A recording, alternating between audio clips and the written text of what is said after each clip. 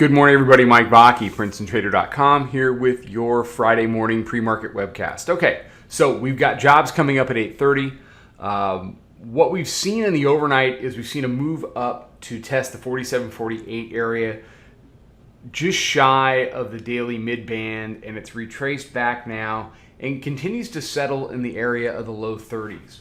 So as we get into jobs, you've got to see, is the reaction to jobs going to take us up over the top of 47.48, or is it going to break this this low 30s area? So you can see daily pivot comes in today right around 30, 27.29, 67. You got 47.40 up here. It's a test of this high from June 27th. So here and retested here. So if the bulls want to go really anywhere, and I'll move this line on the fly for you because it doesn't belong there, it belongs about there.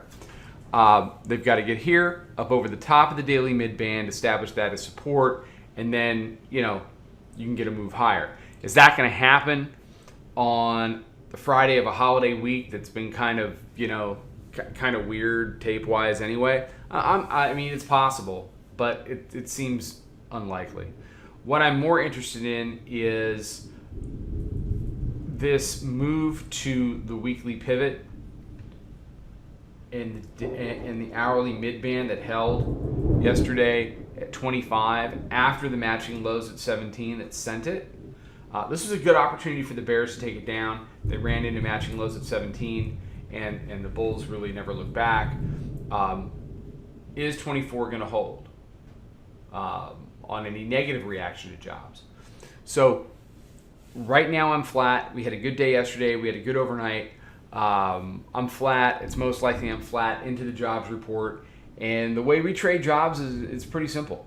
We don't assume anything. We wait for the number. We wait to get a reaction range based upon that number.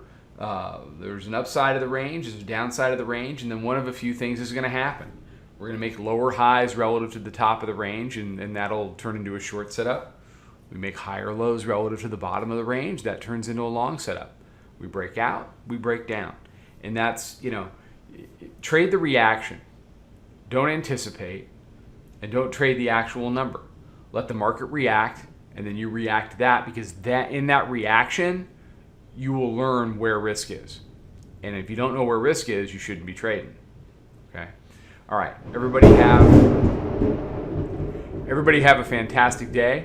I will be out on social in a little bit. Until then, trade them well, and I'll talk to you then. Follow us over on Twitter, Instagram, and Snapchat at Princeton Trader. Check us out on Facebook, and join us for a free trial at www.princetontrader.com. Trade them well.